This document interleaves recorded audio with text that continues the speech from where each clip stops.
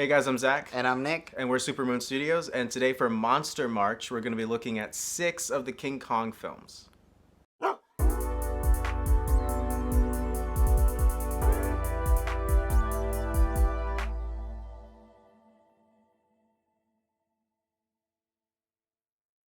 So, warning for the beginning of this video, actually. Spoilers. Spoilers for all of the King Kong movies. We're just going to be talking about them in general. It's going to be kind of a loose review. We're going to be talking about all of the ones that we watched and kind of our general thoughts and basically what we thought of the whole franchise. So, we're going to be spoiling a lot of major plot beats Points, and moments and characters and, Kong dies a lot. So, So if you haven't seen all of these, he normally dies.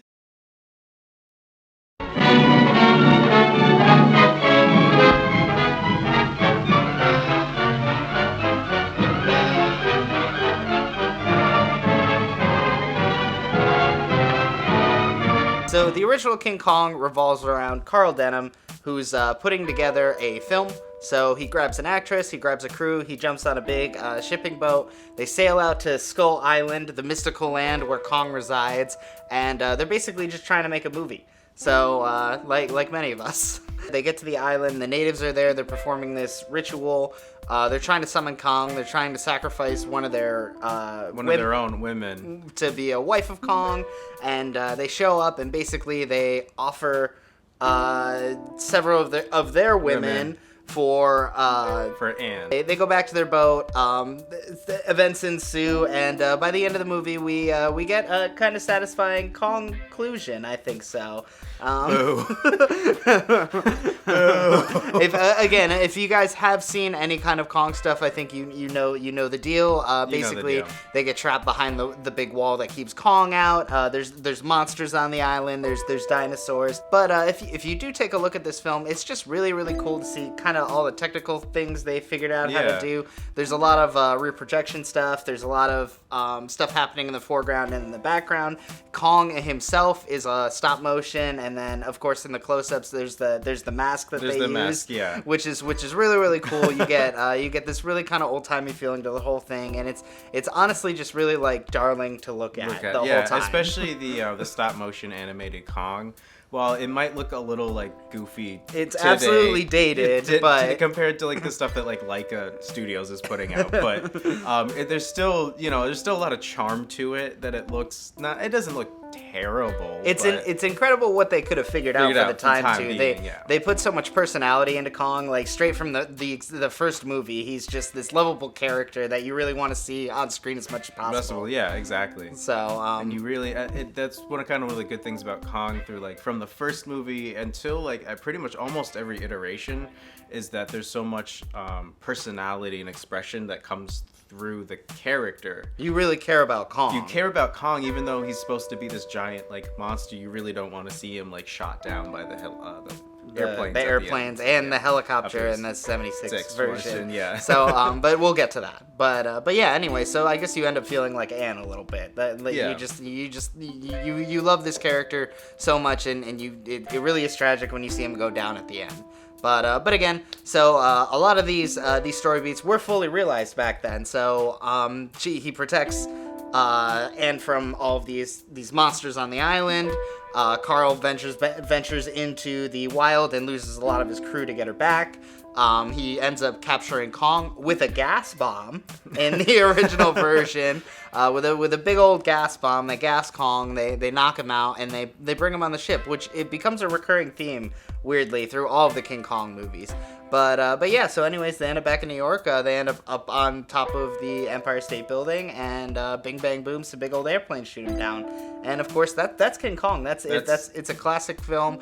It really is remarkable to see today, especially the set pieces are insane. All the costuming and designing is insane. It is in black and white, but you have to imagine all of the set designing and all of it. It's probably very immaculately like colored and put everything. Together, which becomes fully realized later in the Kong series too. So it really sets up this entire franchise, and you see why they found so much potential in this series, I think, too. So yeah, King Kong, give it a watch for sure. It's dated, it's old school, but it's really cool to see, especially a lot of the things they figured out how to do. They did a lot of things that you could tell were stretching for the time period. Yeah. But definitely work out on screen because you could tell how much dedication, how much passion they really had for this project. Yeah, at the there was a time. lot of like stretching to their limits, but also they were pushing.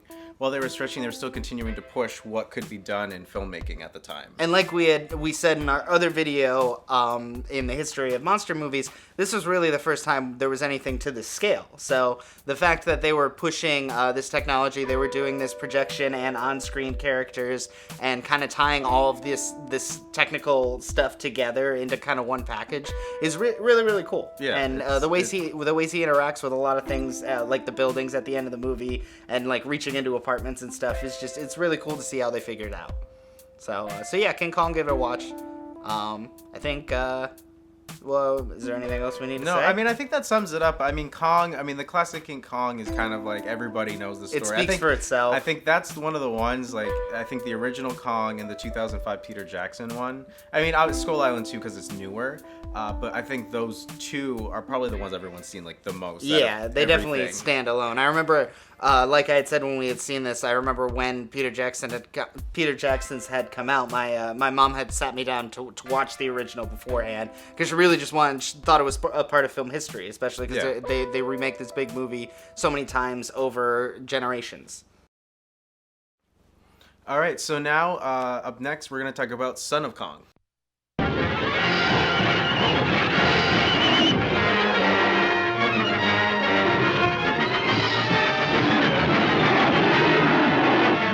So Son of Kong is actually kind of a really cool little companion piece to the original King Kong movie. It's really great. It's I think that neither of us had seen before. No, definitely not. And it was such a treat to watch. Yeah, it really tells kind of the full story of the original King Kong, and it's a direct sequel that takes place right after the events of the original Kong. Immediately after the first film. So it's really cool. It tells this kind of full story that we had never seen before, and I don't think has been told since either. So. Yeah. But basically, just to sum it up really, really quick, Carl Denham's just immediately dealing with the consequences from the original King Kong. The entire city of New York is suing him for what happened, for bringing this giant monster gorilla back to wreck up the place. Yeah. So it is really funny to see. I don't think anyone has done that again, just to see what the repercussions of what actually happened in King Kong. So he's down on his luck. He has no money, and basically his buddy is like, hey, his buddy from the first film, Skipper, right? Yeah, he was the skipper from the first film. He goes to see the skipper, and he's kind of telling him, I got like all these 11 lawsuits that are being indicted by the entire city of New York. And so the skipper's like, I'm getting out of here. I'm starting a new business, a shipping business. Heading to the Caribbean. So if you want to, tag along and kind of run away from... Peace out of here before they take everything. Then, yeah, you're welcome to join. So he decides to join his buddy, the skipper. And so they head off, and they come across this island where they stop the dock just to find work. It's really cool. We get this kind of Bahamas-esque like set. Yeah. They're on the beach for a little bit. There's these like pirate covey like shacks that they're kind of coming in and out of. It's really cool. It's quite a bit different from the original King Kong, right. which is funny because they're on a tropical island originally, so it's a cool reinvention of that. And so they end up meeting another girl who's performing there for kind of the locals, and basically one thing leads to another. She ends up on their ship. We end up with a bad guy, and we end up going off to Skull Island again because there's a treasure that they didn't find the first time, apparently. Yeah, so the bad guy, he told everyone that there was a treasure, which he was just making it up, but it turned out there actually was treasure. Yeah, it turns out it was Son of Kong. So when everybody gets to Skull Island, a lot of the group ends up separating from each other. So Carl and Hilda, they just kind of end up having their own adventure together. They basically have a big Kong date, which is funny. They just stumble across another gigantic ape, and they assume it's Kong's son. They have no evidence. There's no female Kong. There's no woman ripped apart from the birth of this giant monstrosity that might have left her womb. It's just safe to assume if there's another big monkey there, it's probably related to Kong's son. And what I thought was really great that the movie did was it talked about Carl and how he felt bad for inadvertently getting Kong killed. Yeah, for everything that happened in the events of the first film. He kind of starts to understand that, like, Kong was a force of nature, and he was an animal in a habitat, and he didn't belong in New York.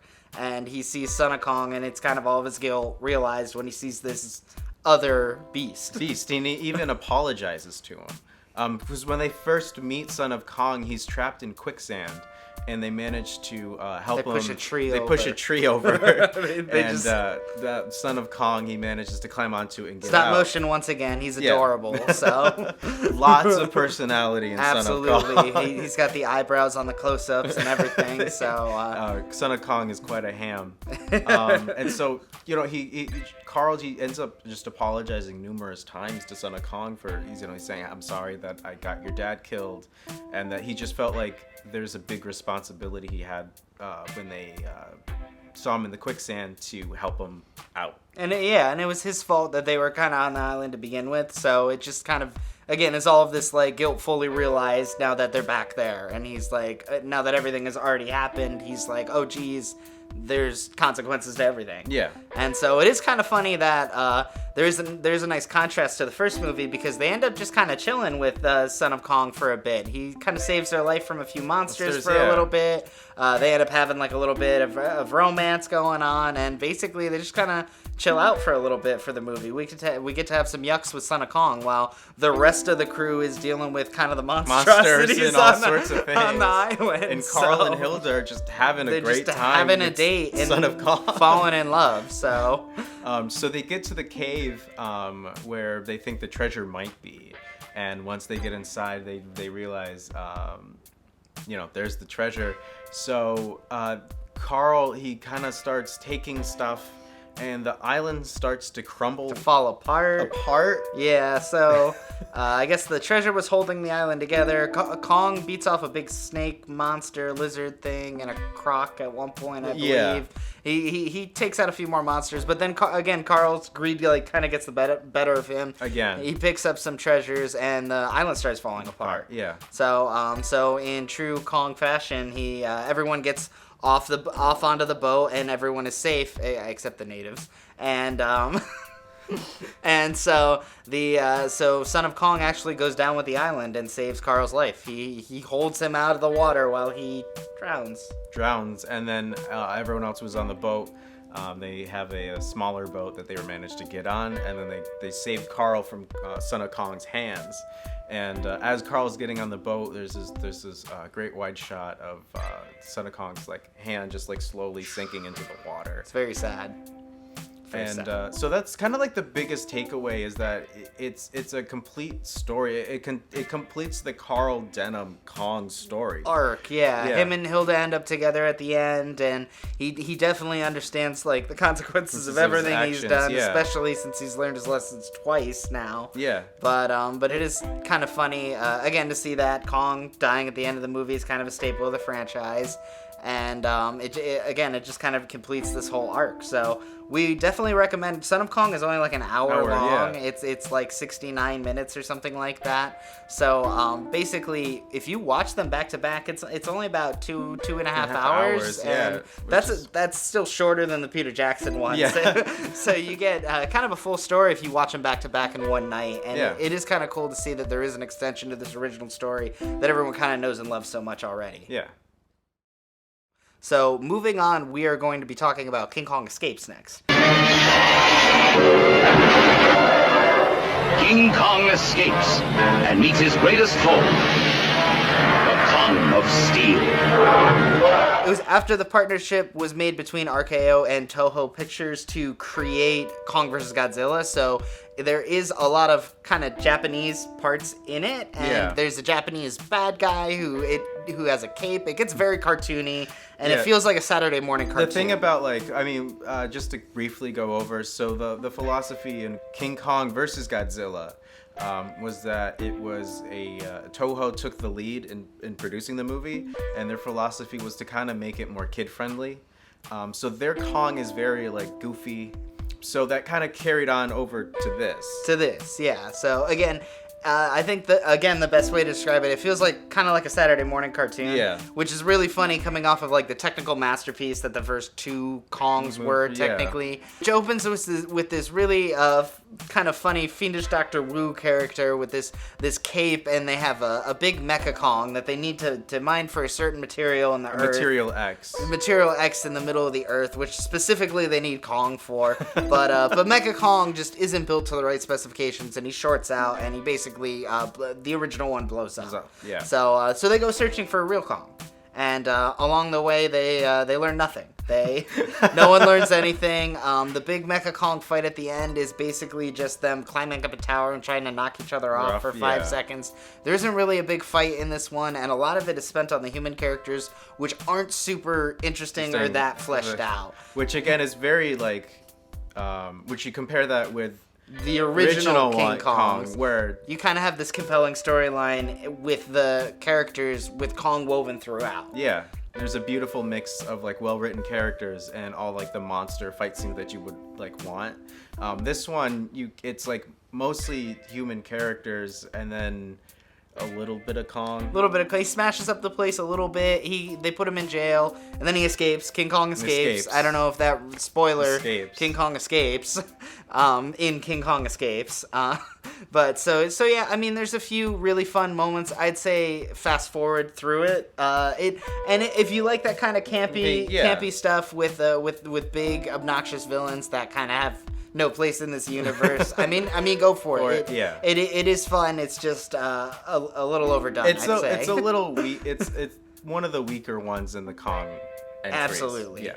And like we said, the big fight at the end is just them climbing up a tower and trying to kick each other off it, like old men or something. Yeah, like. I know this was a very brief review of King Kong Escapes, but there really just isn't much to say. There really isn't. Again, for anyone who's seen it, I don't think they're gonna argue with us. Yeah, it's nothing you should really rush out to go see. No one's holding up King Kong Escapes against everyone. The idea of Mecha Kong is a lot better than the actual implementation of it, for sure. Its parts are better than its whole. Absolutely, and again, just look up the clips on YouTube.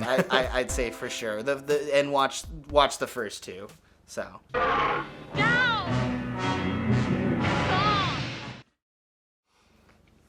All right. So next up in our Kong Strigvanja,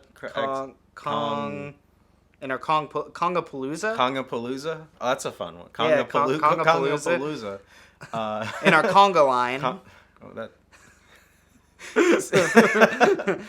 Next up is King Kong 1976. Dino De Laurentiis presents the most exciting original motion picture event of all time.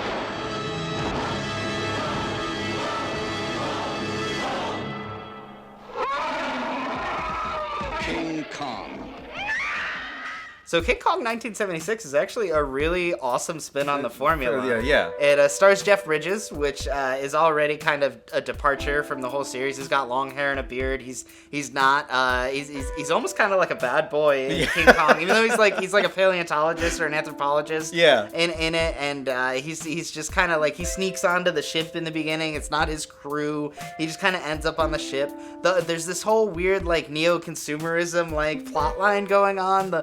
The ship is going to Skull Island, which is Mondo Island, I believe. Mondo Island, yeah, they call it Mondo Island. So the reason why the ship is going there is there's this guy. He tells the captain, we're looking for like a new place for oil.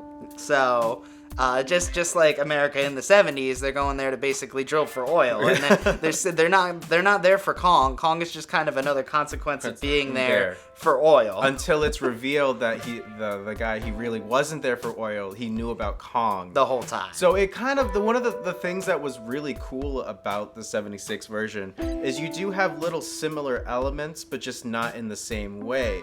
So you still have the idea of a man, who's got everyone convinced that they're going to the island for one thing, but really it's just for Kong. And they're just little things that You get a great shot of the wall again. You get Yeah. you get the full color tribes people for the first time on the island, which is awesome. The whole idea of doing Kong again, but in full color this time. We had King Kong 1933, which was in black and white, of course. So the cinematography in this film was just gorgeous. It's immaculate. And their locations were absolutely beautiful, and just like they went all out and popped these colors like so huge for this one. It was definitely they definitely wanted to prove that you could do King Kong in color, for sure. Yeah. So like I kind of talked about previously, is we kind of still have similar elements, but just kind of presented in a different way. So instead of, unlike the first film with Ann Darrow, how she's kind of this woman down on her luck, and Carl brings her in to be an actress, we have Jessica Lange, who kind of washes up next to the big ship that they're on. And they find out that she was on a cruise liner, and she was gonna be in a movie. She was gonna be in a movie. She was promised to be in a movie. So that's kind of how they get the leading woman onto the ship, and later into Kong's hands. Yeah. So there's these kind of cheeky references like that, where she was an actress, but she wasn't their actress, and she wasn't even really an actress. And of course, something that's also really funny, looking at the differences between this Kong and the original Kong. In the original Kong, the crew really didn't want Anne on board. They said women on ships were bad luck. Yeah. Jack, the lead, romance with her, really doesn't want her on board. He kind of treats her very poorly for most of the movie. And then in this occasion, everyone, like, they rescue her from the ship, and they wrap a towel around her, and they're all like swooning over her when they can't get enough of her. She's in this gorgeous black dress, and she's laying there laid out for all these crew members, and they absolutely can't get enough of her. So it is funny to see the differences in the two versions of the movie, and we'll talk about that a little bit later in our wrap up. Kong, in this version, we do get a man in a suit again. So we got a man in a suit in King Kong Escapes. We get a man in a suit in Kong vs. Godzilla, which is probably the worst man in the suit, unfortunately. Yeah. But this one really works like really well. And I think it's a combination of makeup getting better in the time, and the suit was very well made, but also the actor's performance was actually the key. Believable. The performance is the thing that sells everything. Everything. If absolutely. the performance didn't work, the movie wouldn't work. It would still look nice, but it just wouldn't. But it would have just been a man in a suit. Yeah. And for some reason, whoever played this version of Kong, he was just absolutely great at it. Basically, Jeff Bridges just kind of fights his way through this forest to get to her. Yeah.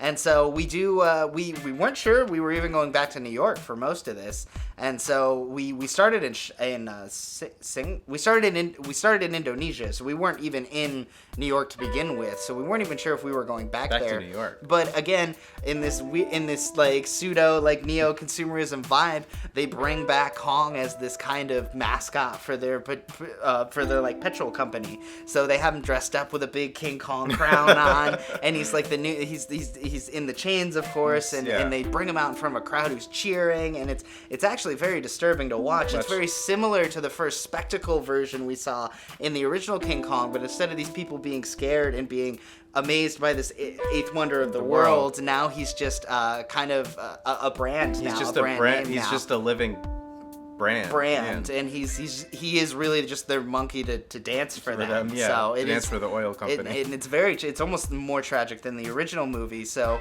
when he breaks out and climbs on top of the Twin Towers, which unfortunately for the time period they of course had no idea what was coming.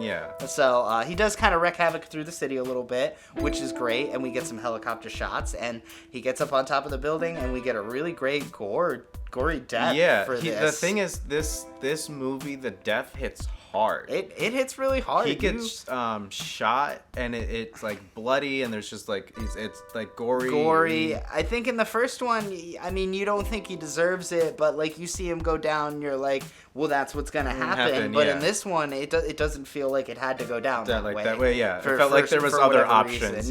For whatever reason. And again, that kind of comes down to the actor's performance, who's playing King Kong. And again, there's this very like like counterculture vibe to the whole movie too. It's a very democratic like filming system. They put the cast last in the credits. They put the crew like and everyone that brought Kong to life first. It was just this very cool style that they brought to King Kong, and this it was very of its time, and it almost kind of replicated the action movies that were going on at the time, where we had this big gory set piece, and we had this bombshell woman who was in kind of skimpy outfits for a lot of the movie, and it was very of its time, just like the first movie was very of its time, of a classic black and white 1930s picture. Exactly. King Kong 1976 is fantastic. It's fantastic. It looks amazing. The performances are great. It has a lot to it. There's a lot of layers to it, and you can get a lot of different things out of it if you watch it, especially multiple times. So we definitely recommend 1976. Definitely watch the first two and then go straight to 1976. Don't even mess around with King Kong Escapes. Watch the differences and just really appreciate how far the franchise had come by that time. So next up is our childhood classic, the King Kong 2005 Peter Jackson version.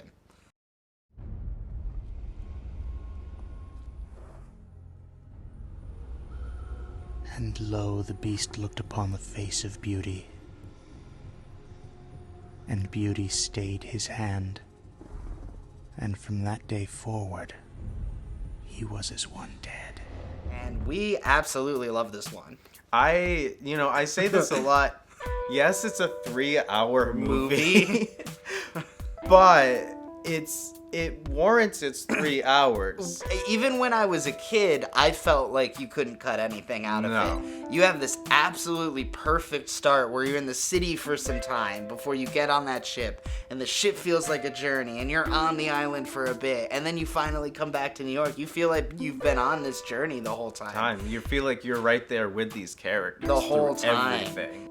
And you really feel for Anne and the journey that she goes through, and she has a much more fleshed out character in this version, and we really are with her for a lot more time. And that's definitely one of the strong points, is that it just it takes the original 33 film and just stretches everything all so the you way have out. Time for everybody. And there was already this really rich narrative there that had so much room for growth that like Peter Jackson just went in with a crowbar and just opened it up. So basically, again, like the other Kong films, it's very of its time. It's a big epic film, just like the Lord of the Rings that was coming out at the time, just like the original Marvel movies that were just these big, absolutely beautiful CGI masterpieces. Kong looks insane when he's busting these people up. He does the big jaw breaks, of course. Yeah. So I mean, especially coming from where he was, the last time we saw him was a man in a suit, and now we're actually technically seeing him as a gorilla for the first time. Yeah.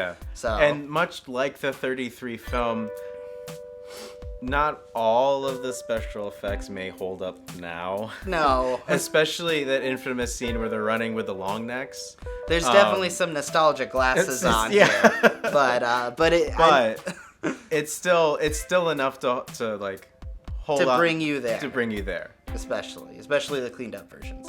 Yes. So yeah, I mean, again, this is kind of another case of we liked the first one, so we really, really liked this one. It hits a lot of the same story beats. Jack Black was really big when we were growing up, of course. He had just come off of School of Rock at the time, I believe.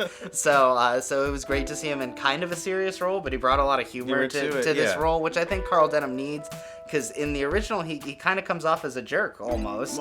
Yeah. Well, that's and he gets his comeuppance. He gets his comeuppance, and then you kind of feel for him in Son of Kong. So he kind of like... I think this thing that I said to you is like, who would have guessed, Carl Denham would be a redeemable character. Yeah. At the end, you're really with him. So it is kind of cool to see this twist on him. He is still a little bit conniving, but he's still kind of a huckster. But he also has this twist to him, and of course, seeing New York fully realized from the time period with all the technology we had back then was really, really cool as well. So great performances, great casting. We always have a great time watching this film. Again, we think the length is warranted. You can argue with us in the comments about that if you'd like, but I don't think a lot of people dislike this film. No, I think most people very much enjoy this movie. Film. It's a great reimagining and retelling of the first one. So if you can't stand stop motion animation, watch this one. It hits all the same beats. It has all the same goodness in it. And coming off of 1976, which kind of twisted it on its head a little bit. It's a cool little return to form. So yeah, moving on to Kong Skull Island, which I saw for the first time recently, with just doing these reviews. And Kong Skull Island is great. It's a survey job. Just chopper them in and out. Be a joyride. Great. It's incredible. It is really, really cool. And especially, we already did the retread with Peter Jackson's formula, and kind of this is just coming back to that island and just getting to see Kong in his natural habitat for kind of the first time ever, which is awesome. It has some of the best action sequences ever. He's blowing helicopters up. He's wrecking creatures up. There is a human story, but who cares? Basically, it's there is some good stuff there. It's just a good old-fashioned monster movie. Yeah, absolutely. And again, there is kind of this this human story. It's set in this kind of Vietnam, and the whole style is kind of flipped on its head for the whole movie. Yeah. There's a lot of cool filmmaking tricks that are going on throughout the that whole are thing. reminiscent of 70s filmmaking during the Vietnam War. So- and it even brings in that kind of Vietnam War playlist, and it puts it into the movie. Of course, yeah. We get plenty of CCR, but not Fortunate Son, which So- I think is obviously a deliberate choice not to like... they went around it. They could have had the rights, and they put different credence in there. Yeah. So, but we do get a Sabbath song that is the backdrop to Kong taking these helicopters that everybody's coming in on, and he's just grabbing them and throwing them into each other. it's absolutely insane. It's one of the coolest things I've ever seen. Especially in this franchise again that has been running so long. To see him, yeah. he kind of jumps off the claymation into the helicopters now. I think what's cool is, again, we've been kind of hammering this point home that Kong is very of its time, and it's kind of reminiscent of the films that are being made during its time. And Kong Skull Island is a big spectacle film, and it was made right in the heart of the big Marvel franchise films, where we were getting these huge, amazing looking CGI fights on screen, and that's kind of what we're seeing with Kong Skull Island. So they kind of took these big spectacle fights and put it into the original monster movies, and that revives, of course, this new universe we're seeing now, which started with Godzilla 2014. And if you like monster fights, this movie definitely has plenty. Has some monster of them. fights. It has some reimagining of the creatures on the island too, which we've seen Kong fight dinosaurs, snakes, lizards, crocodiles. We've seen him fight Godzilla. We've seen him fight a lot of things up to this point. But everything that Skull Island does, these are all brand new monsters that we've never seen Kong fight before. Yeah. There's these like tall bamboo spider type things. Oh, it's got this really, really claustrophobic scene. Yeah. in those bamboo like grass forests. Yeah. So. Where it looks like bamboo trees, but it's really like the spider's legs. And he's blended into the environment. Yeah. He just starts taking people out, and so again, it's another reimagining of Skull Island. It brings us back to form with where Kong is, but we don't get the original storyline like we did with the Peter Jackson film. But again, we think it's probably the best Kong movie there is. If you want to see the King Kong storyline, there's some stuff out there for you. But if you want to see Kong wreck shit up and throw stuff around, and this is the movie. Kill things, and yeah, I mean, we can't say enough about the fights in this movie. Yeah, it is an incredible movie. Now, it wasn't really like the biggest box office success when it came out. It had a style to it, and that kind of might have turned audiences away. But I think now it's definitely like bigger than it was when it came out. It's definitely earned its like definitive place in the Kong lineage, I think, for sure. So I think with that, we can just talk about the whole franchise as a whole. So what'd you think, Zach? I mean, it's definitely one of my favorite franchises. I'd like, say ever. so.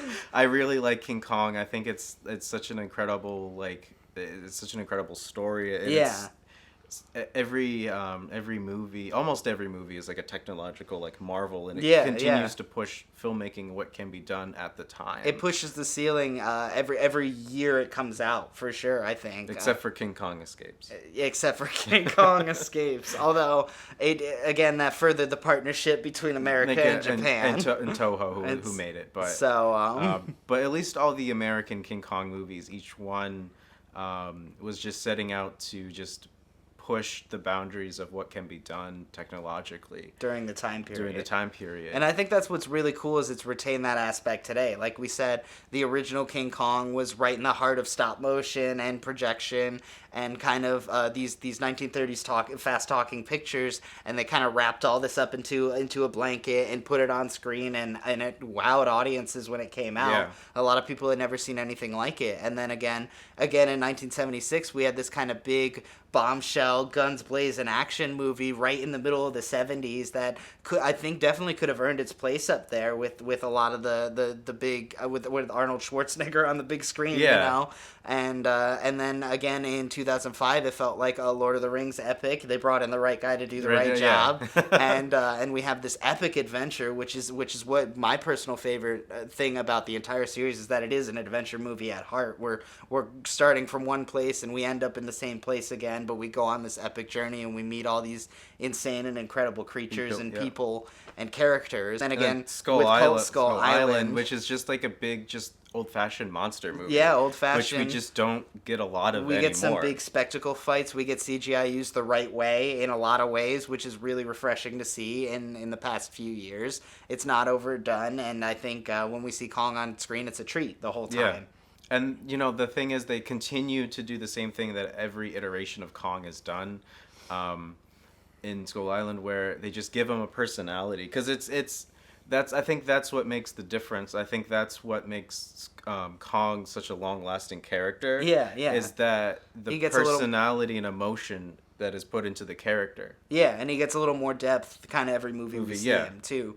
I think, we didn't talk much about it earlier, but not to disparage the human story within the Kong movie, but they do stumble upon his parents in that movie, and we see them as, like, big skeletons, and it's something that you kind of always wonder about Kong. Yeah. So he might even be son of Kong. He might be, who knows what Kong he is. And it kind of just lets the audience kind of wonder where he fits into this whole universe and mythos that they've created around him.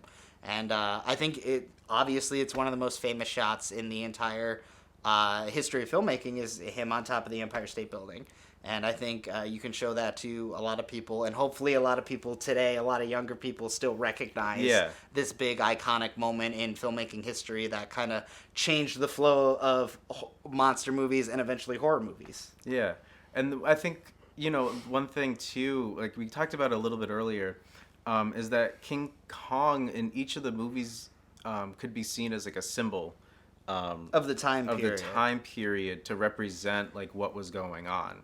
I think definitely, yeah. I think again we talked about in King Kong 1976. He represents this big branding and this big kind of corporate kind of bureaucracy that was going on, and of course America seizing land and looking for oil and looking for basically what me what can we get kind of thing. And a lot of King Kong 1976 brings that out, and I think that's really, really cool. And then especially in Kong Skull Island, he's